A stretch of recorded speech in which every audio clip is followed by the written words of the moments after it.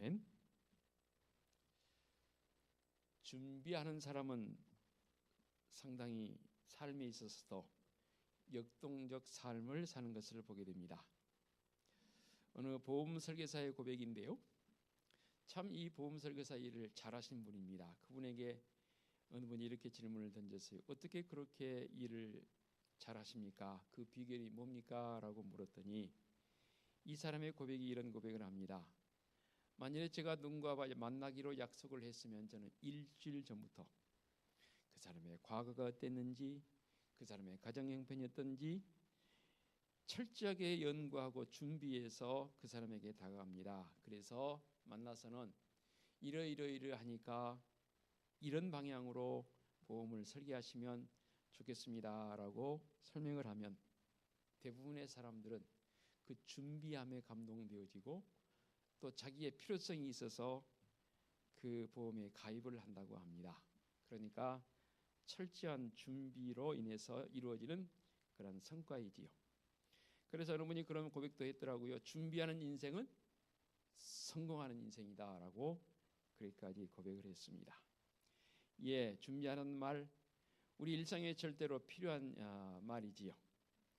2000여 년 전에 광야에서도 이와 같은 준비의 외침이 우리에게 있었음을 말씀을 통해서 가르쳐주고 있습니다.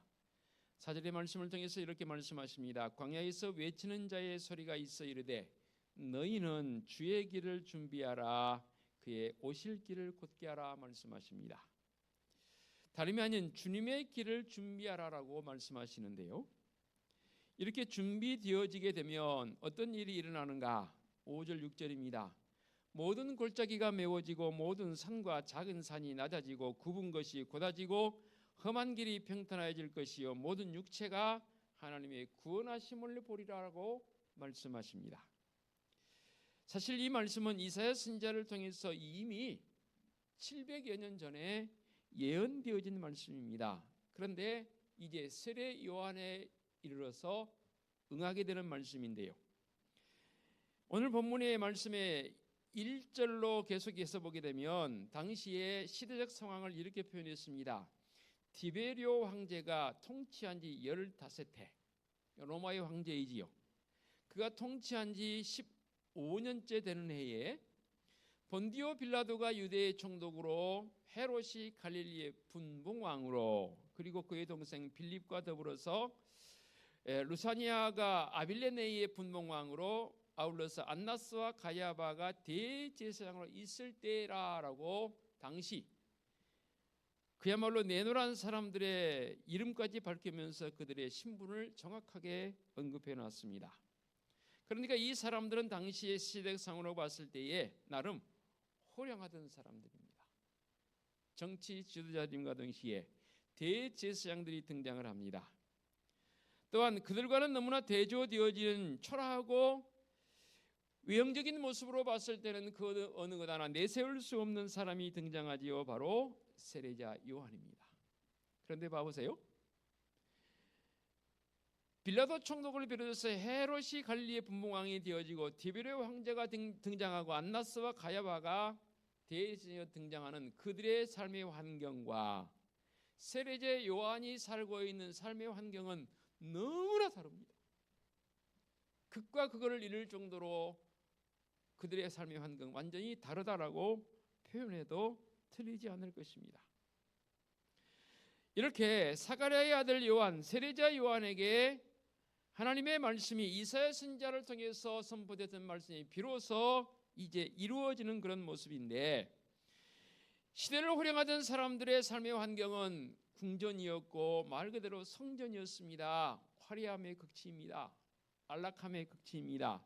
그런데 세례자 요한의 삶의 환경을 한번 봐보시기 바랍니다. 그가 살고 있는 삶의 환경은 광야입니다. 좋게 말해서 빈들입니다. 하나님의 말씀은 이렇게 호화로운 궁궐을 내주는 거룩한 성전에 안락하며 지내는 그 호령하던 사람들에게 임한 것이 결코 아니었습니다.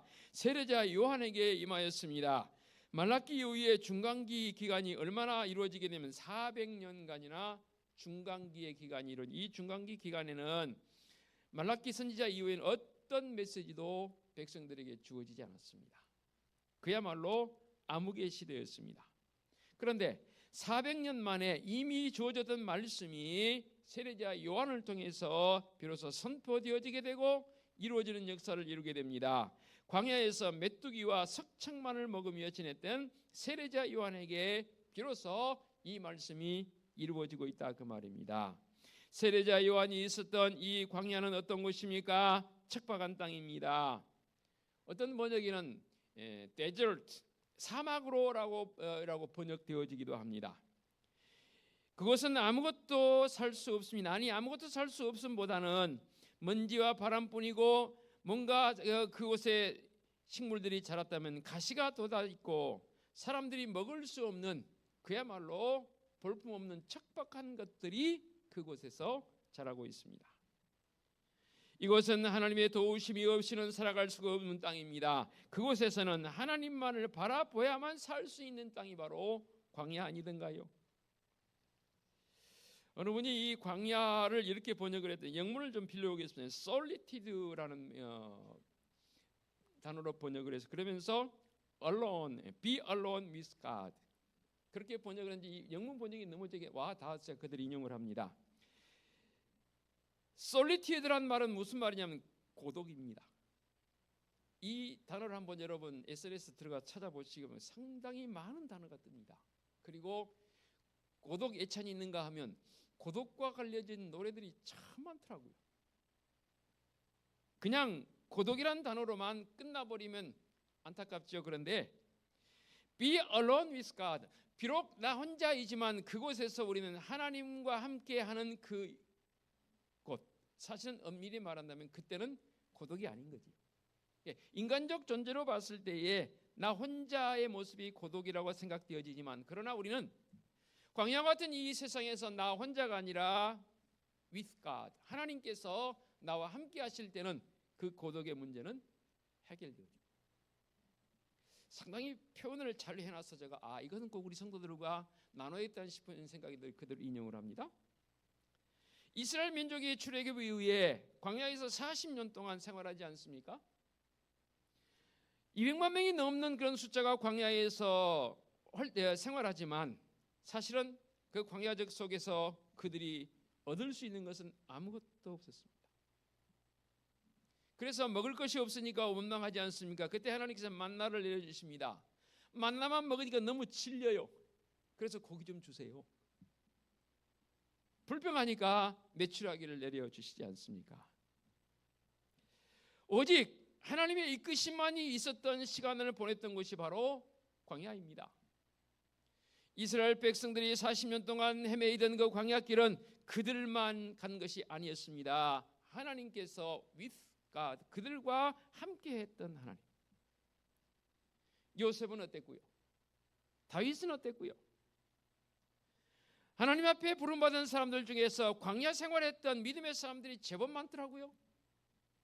지금 말씀하고 있는, 선포하고 있는 회개의 세례를 선포하고 있는 세례자 요한도 광야에서 지냈습니다. 심지어 사도 바울도 다메섹 도상에서 주님을 만난 뒤에 아라비아 광야에서 무려 3년을 지냅니다. 광야가 어떤 곳입니까?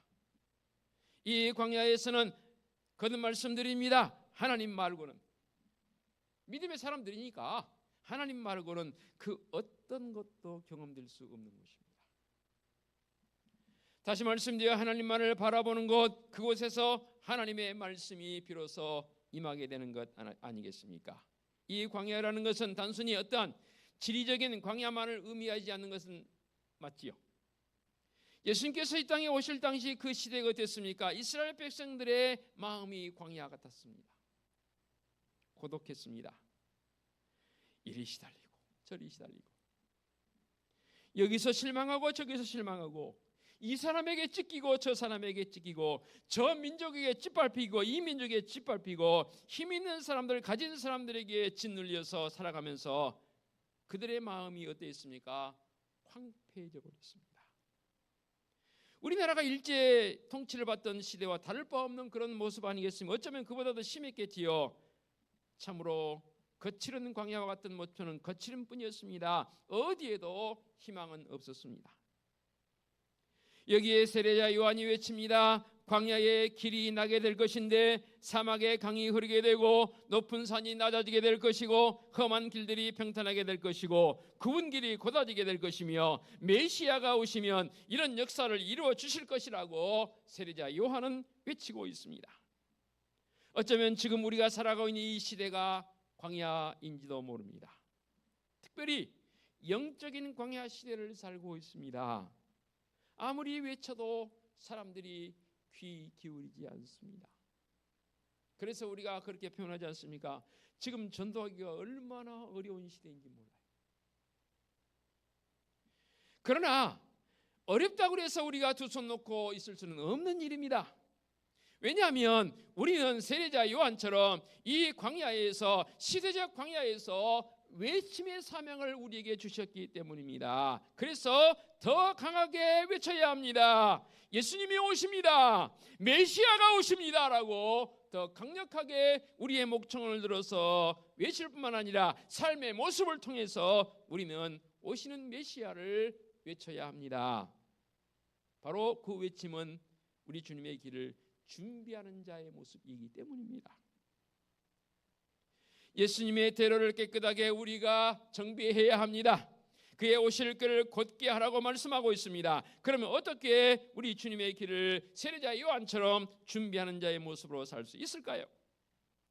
예수님께서 우리 가운데 찾아오시도록 하기 위해서는 내 마음에, 우리의 가정에, 우리 교회에, 우리의 이 지역사회 속에, 우리 민족 가운데, 이 인류 가운데 찾아오시도록 우리가 준비를 해야 합니다.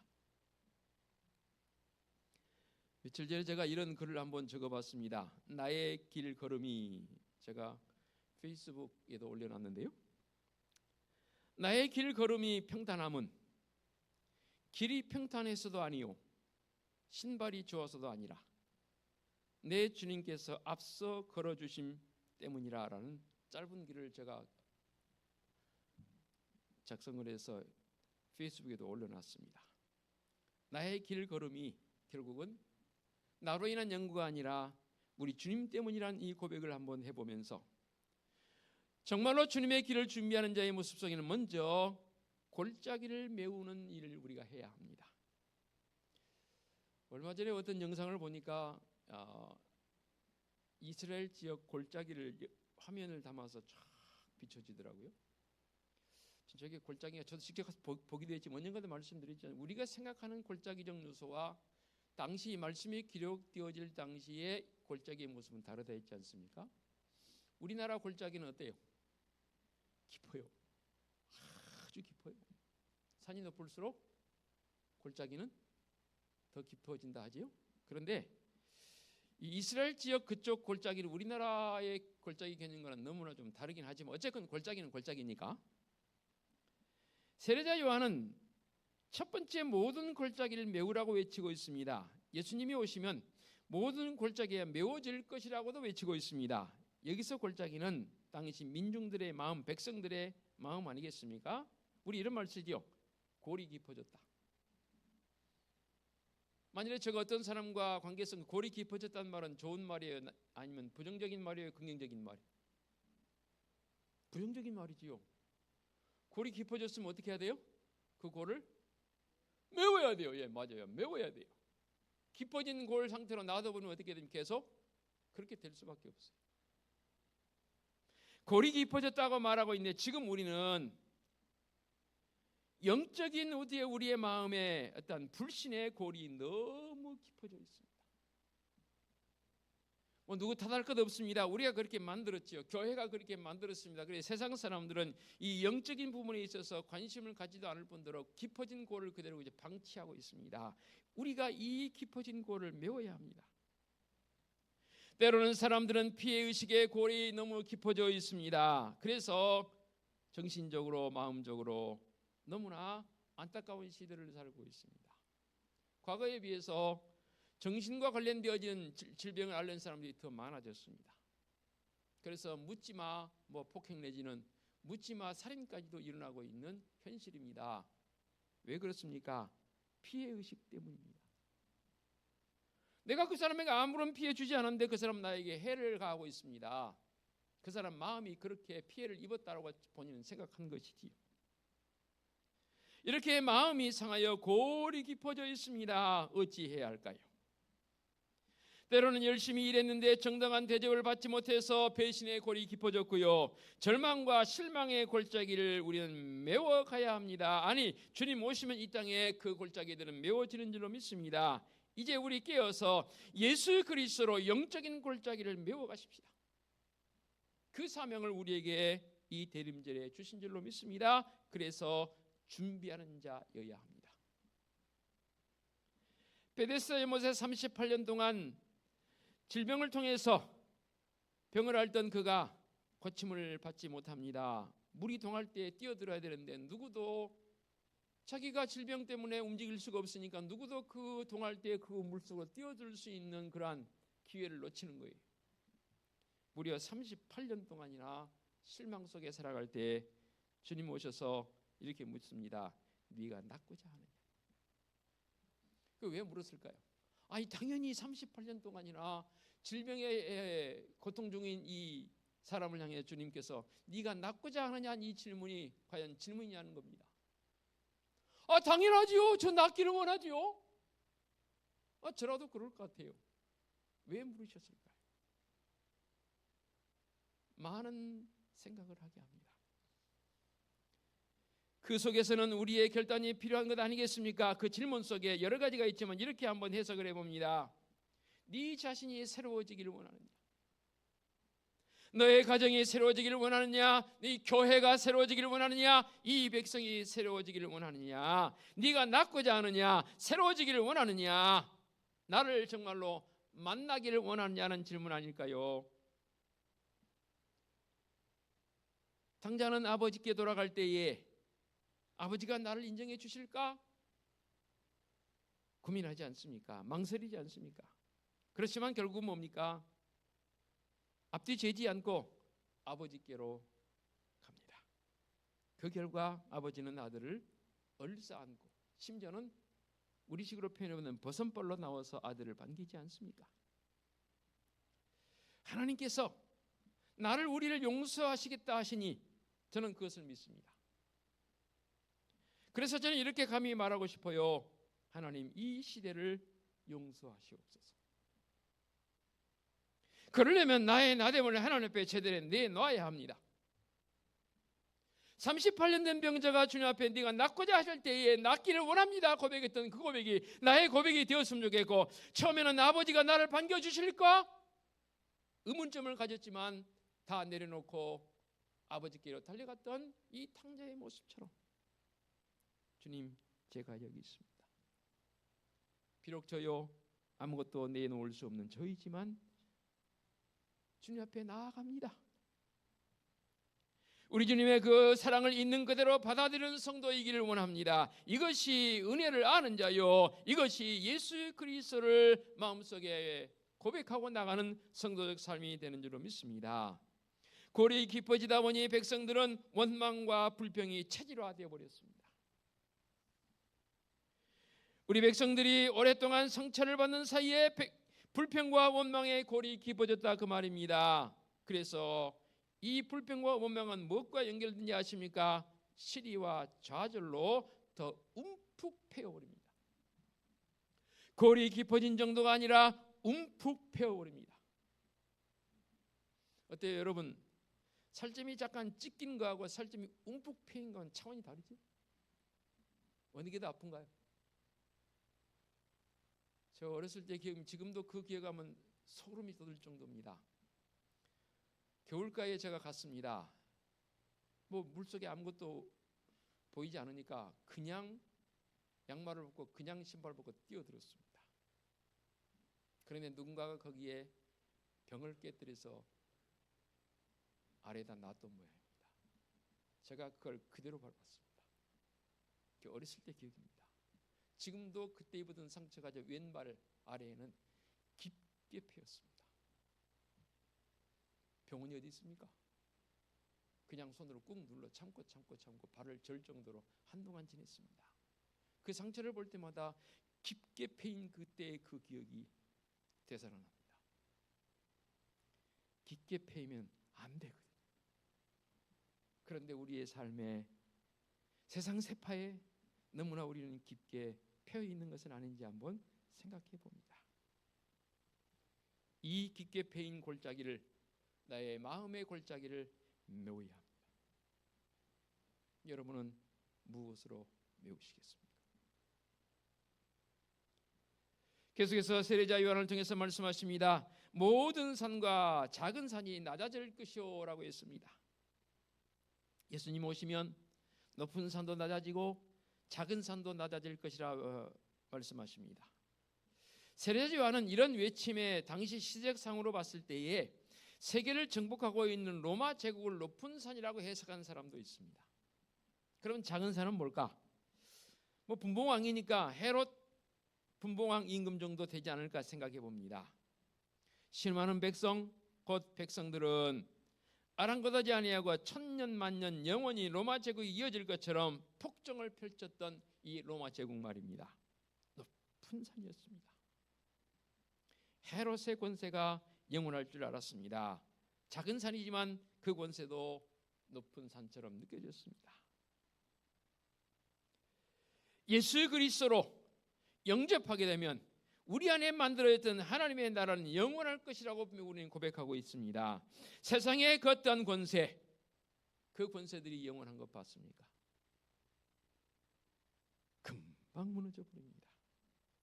그렇게 높은 산처럼 보였던 권세도 다 무너지고 맙니다. 그러기에 우리는 먼저 마음속에, 우리 마음에 가지고 있는 높은 산으로 여겨지는 것들 있지요? 때로는 작은 산들로 여겨지는 것들도 있습니다.